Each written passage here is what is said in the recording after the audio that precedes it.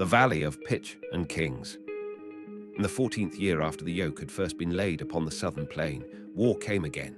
It came not as thunder from the heavens, but as dust on the horizon, a brown scar drawn across the edge of the world.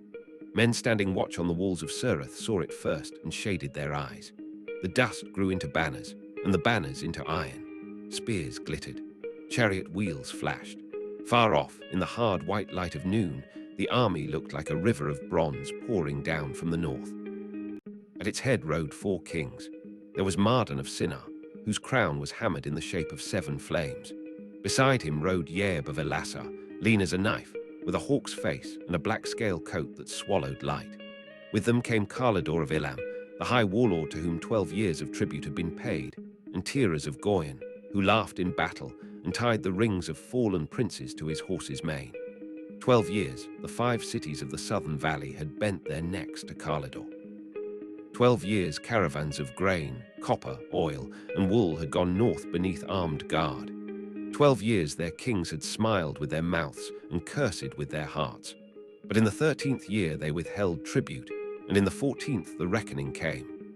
The southern kings gathered in the vale of Sidra, where the ground was black and treacherous, and the earth breathed pitch. The 5 who stood together there were Sedom, king of Arad, Baash, king of Gomer, Nethab, king of Admon, Shavia, king of Zebah, and Luzan, who ruled Little Bela by the salt shore. 5 kings against 4. The men of the cities told one another that the numbers favored them.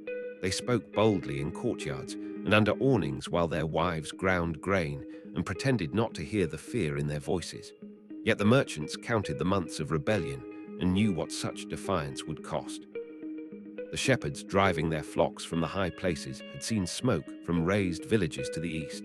Travelers from the wilderness spoke of bones whitening in old camps, of the hill tribes broken, of the cave people of Seir scattered like leaves before a storm. Karlador had not marched straight south. He had carved his way down like a blade, cutting every people who might have risen in support of the valley. He came not only to punish rebellion, but to remind the earth who ruled it. In the city of Arat lived a young man named Lethan, nephew to a chieftain of the high country. He had not been born there. His blood belonged to tents and altars, to the open plain and the hard discipline of wandering herdsmen. Yet Arat had seduced him in the way cities do the restless. Its markets rang with silver. Its warehouses brimmed with dyed cloth, wine jars, carved ivory, and cedar oil. Its streets after rain smelled of bread, hot stone, and crushed figs. Lethan had come first as a guest, then as a trader, and at last as a resident with servants, flocks, and ledgers. He had a broad house near the eastern gate where his wife hung blue curtains, and at evening he liked to climb the roof and watch the city lamps burn like stars fallen to earth. His uncle, Aaron of the Oaks, had warned him. "Do not root yourself too deeply in walls built by men who trade justice for profit," Aaron had said years before, when Lethan still laughed easily and believed trouble belonged to other men. A city may be rich and still be rotten. Lethan had smiled and kissed the old man's cheek. "Uncle, you speak as though stone itself can sin." "Stone cannot," Aaron had said, "but the hearts behind it can. And in a corrupt city, even the innocent are counted among the spoils when judgment comes." Now judgment rode toward Arat. When the armies met in the vale of Sidra, the sky was pale and merciless. The ground was riddled with tar pits hidden beneath crusted dust. Standards whipped in the hot wind. Drums pounded from the northern line, deep and slow as a giant's heartbeat.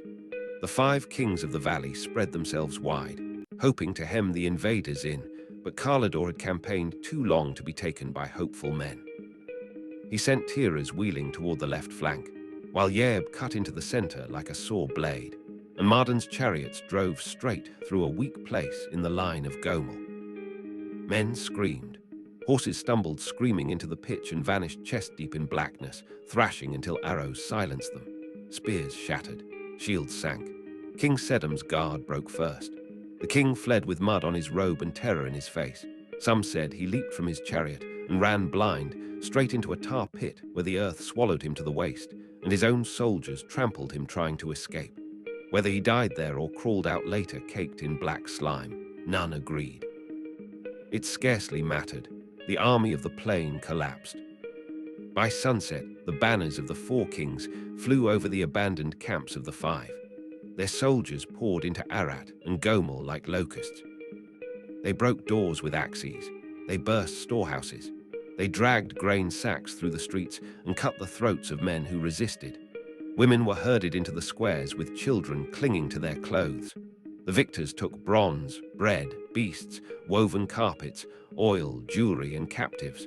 They took what they wanted because conquest is a hunger that grows by eating. Lethen tried to flee with his household through the eastern gate at dusk. He had loaded 2 carts with whatever he could seize in panic: jars of water, blankets, silver-weight rings, dried meat, his wife's cedar chest, a small carved idol her mother had given her, though he had always disliked it. But panic narrows roads and makes beasts stupid. The gate clogged with nobles, labourers, donkeys, children, shouting servants, and men carrying cages of birds as if songs could ransom them. Then the invaders reached the gatehouse. Lethen fought only long enough to place his wife behind him and shout for the servants to run. A soldier struck him with the butt of a spear. He fell to one knee. Another tore the gold clasp from his cloak. His little son cried once before vanishing into a knot of bodies. Lethen never knew whether the child was dragged away living or crushed beneath the surge of feet. When dawn rose red over Arat, Lethen and those taken with him were bound with rope and driven north among wagons piled high with plunder. One man escaped. He was a groom from Lethen's household named Joram, barely more than a boy, swift and narrow as a desert fox. In the confusion of night, with soldiers drunk on stolen wine and busy dividing spoils, he slipped from the column and ran east into the hills. For 2 days he traveled with no food, drinking where he could from bitter streams and hiding when riders passed. Thorn bushes tore his arms. Once he lay beneath a dead tamarisk while a patrol crossed so near he could see dust on the horses, fetlocks. He did not pray aloud because he feared even God might answer too loudly. But all the while he ran toward one place. Far from the smoke of ruined cities, by the terebinths of Mamre, camped Aaron of the Oaks. Aaron was not a king. He owned no walled city and wore no jeweled crown. He had no scribes to flatter him and no palace singers to praise his victories. Yet men listened when he spoke because he possessed that rarer authority that cannot be minted, the weight of a life proven by hardship. His tent stood on a rise above broad pastureland where sheep moved like scraps of cloud. Nearby lived 3 allied chieftains, Mamre, Eskel, and Anna, men who had bound themselves to Aaron by oath, marriage, and shared enemies. When Joram staggered into the camp, the dogs found him first. Their barking sent shepherds running. The boy collapsed before Aaron's tent, salt-streaked and wild-eyed, his lips split with thirst. They poured water over his hands before letting him drink, lest his body reject it. He seized Aaron's sleeve with both trembling hands. "My lord," he rasped, "they have taken Master Lethen. Arat has fallen. The 4 kings carry everything north." Those around them fell silent. Aaron's face did not change at once. He was an old man by the measure of warriors, but his back was straight, and his beard, though silvered, was thick. Only his eyes shifted, darkening as a sky darkens before storm. "How many?" he asked. Joram shook his head. "Too many. The camp stretched beyond sight. Kalador, Mardan, Yaab, Tiras, all of them." A younger man standing nearby muttered, "Then Lethen is lost." Aaron turned so swiftly the speaker blanched. No man is lost while breath remains in those who love him. He rose. There are moments when decision is swifter than thought, when the soul reaches before reason has dressed itself. Aaron could have mourned. He could have said the road was too long, the kings too many, the cost too dear. He could have argued that Lethen had chosen the city against wiser counsel and now drank the cup of his own choosing. He did none of these. Instead, he summoned the men born in his household, those trained with spear, sling, and curved blade. They came from tents, corrals, watchposts, and the shade of the oaks.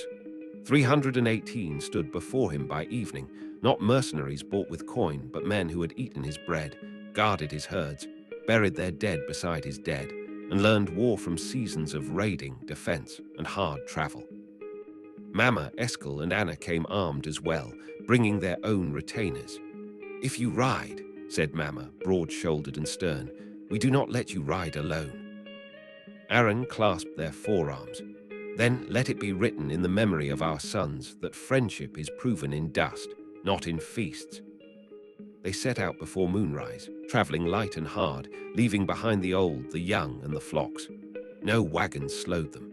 They carried dried meat, skins of water, spare bowstrings, and hatred enough to feed a march. Joram guided them first, recounting what he had seen. Scouts ranged ahead. By dawn of the second day, they found signs: wheel ruts, dung, scattered husks of plundered grain, a child's sandal trampled into the road.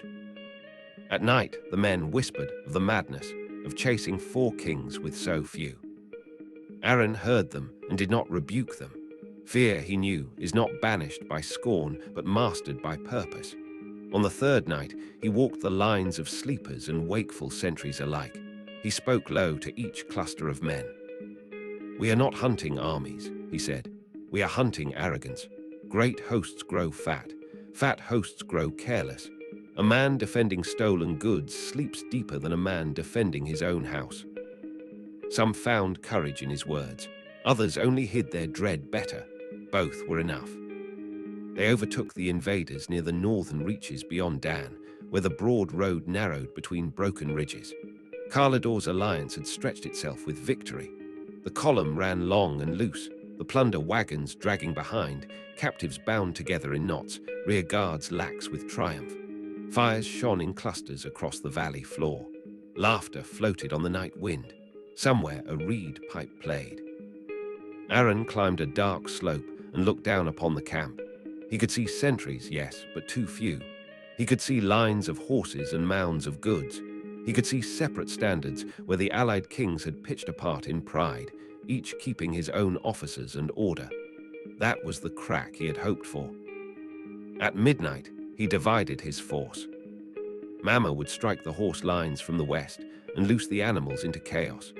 Eskel and Anna would set fire to supply heaps and sound horns on the eastern ridge, making the camp believe a greater army had fallen upon them. Aaron himself would lead the household men through the center, not seeking pitched battle, but rupture. Cut ropes, sever captives free, kill officers, spread panic, vanish, strike again. "You must not cling to glory," he told them in the dark. "Cling to the work. If a man stops to boast, he dies. If he stops to count the dead, he dies. Rescue the living. Break the enemy's mind. Let confusion fight for us." The moon had sunk low when the first horses screamed. Mama's men slashed the tethers and drove torches into dry fodder. The horses, mad with firelight, bolted through tents, snapping lines, overturning braziers. Flames caught wagon cloth. Then from the eastern ridge, horns blared and men shouted war cries as if 10,000 descended. Sparks whirled into the dark like swarms of red insects. Aaron's force struck in that heartbeat of uncertainty before command reasserts itself. They came in low and fast, knives first. A sentry died with his throat open before he could turn. A captain of Goyen stumbled from his tent half-armored and took a spear through the ribs. Ropes were cut. Captives blinked awake and scattered. Women screamed not with terror now, but with desperate hope. Men who had resigned themselves to slavery found blades thrust into their hands by shadows shouting, "Run south!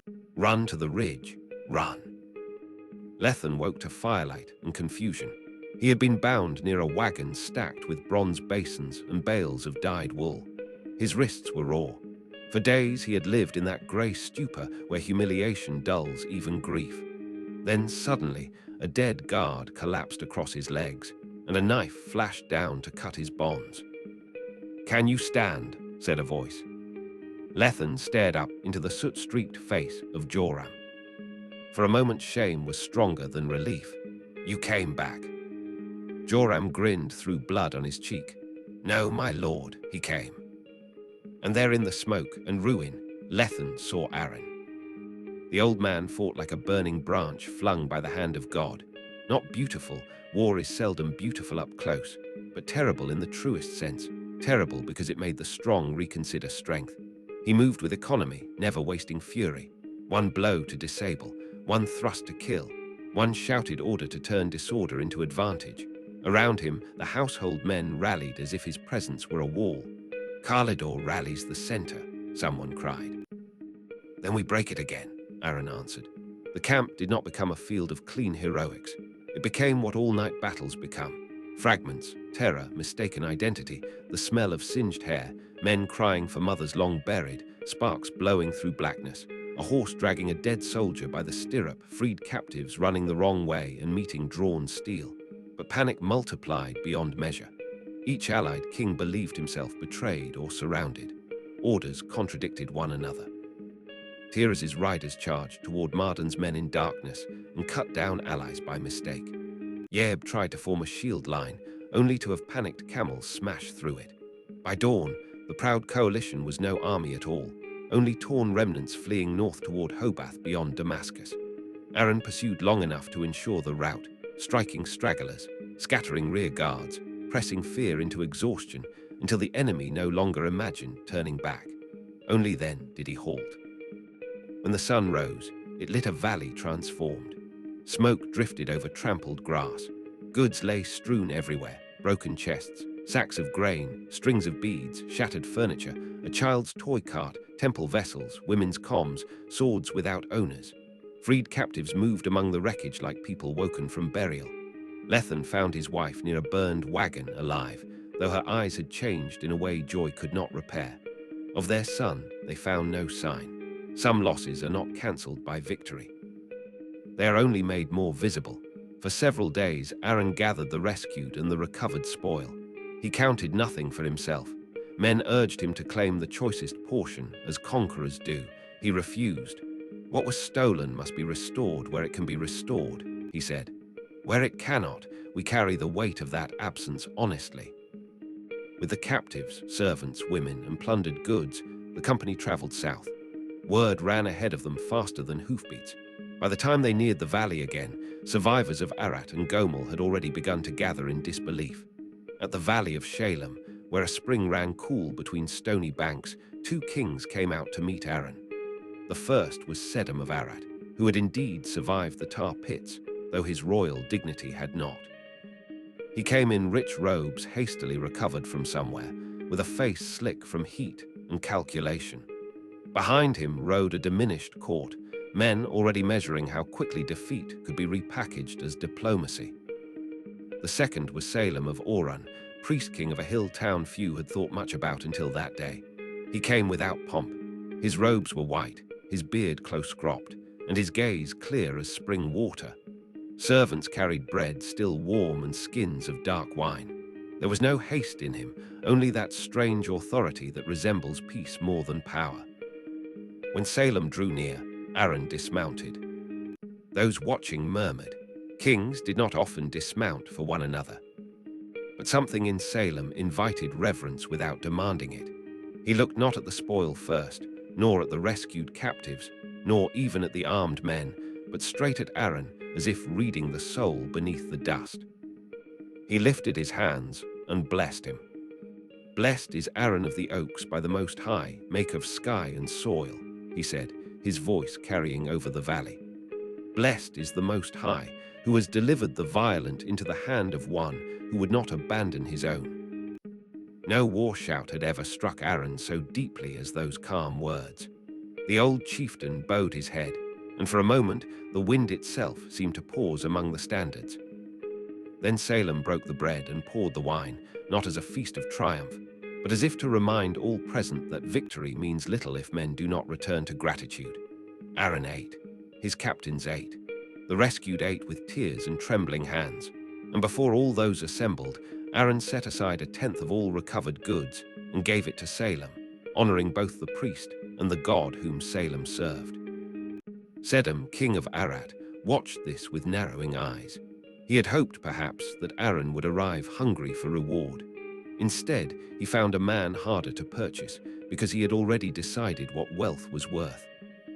When the bread was finished, Sedum stepped forward with his practiced smile. "Give me my people," he said, spreading his hands generously, "and keep the goods for yourself." Many around them held their breath. It was a rich offer on its face. The treasure piled in the valley could have enriched Aran's line for generations. Silver, bronze, herds, rugs, vessels, spices, carved wood, ornaments, the plunder of 2 cities and the tribute of other peoples besides. But Aran lifted his hand toward heaven. "I have sworn before the Most High, maker of sky and soil," he said, "that I will take nothing that is yours, not a thread, not a sandal strap, not a ring from a broken chest, lest you later say, 'It was I who made Aran wealthy.'" Sedum's smile faltered. Aran continued, his voice iron beneath courtesy. "Only what the young men have eaten on the march shall be counted, and the men who rode with me, Mama, Eskel, and Anna, let them receive their rightful shares, for courage should not go unpaid. But as for me, I will not let my name be stitched to your riches." No one spoke for a long moment. In that silence, Sedum stood exposed, not in nakedness of body but of spirit. His offer had seemed magnanimous until measured against a cleaner soul. There are refusals sharper than insults, and this was one. Yet because it was just, he could not contest it without shaming himself further. So he bowed stiffly and accepted his people back. The rescued captives streamed toward their king, though not all with gratitude. Some had seen too much in the panic of defeat, too much cowardice under polish. Still, a city broken will cling to whatever fragments of order it can. Lethen stood apart, holding his wife's hand. He watched the goods returned, the families reunited, the tired warriors washing blood from their arms in the spring, and Salem speaking quietly with Aran beneath the shade of a terebinth. He thought of the house he had loved in Arat, the roof where he had once watched city lamps and mistaken them for stars. He thought of the son whose body they had not found.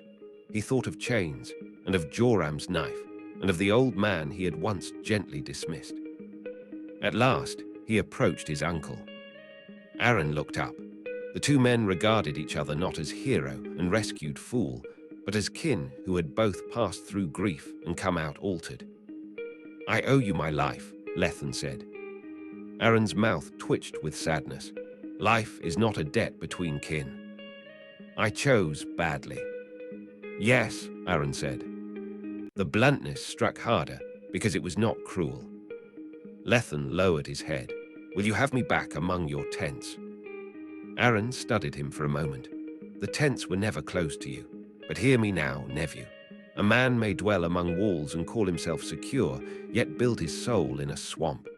Another may sleep beneath cloth and stakes and be firmer than towers. Choose next where you plant not only your flocks, but your heart." Lethen swallowed. Behind his eyes, something old and proud finally cracked. "I will." So they left the valley. Some returned to cities, to rebuild charred gates and count the names of the missing. Some buried their dead and never again trusted the promise of walls.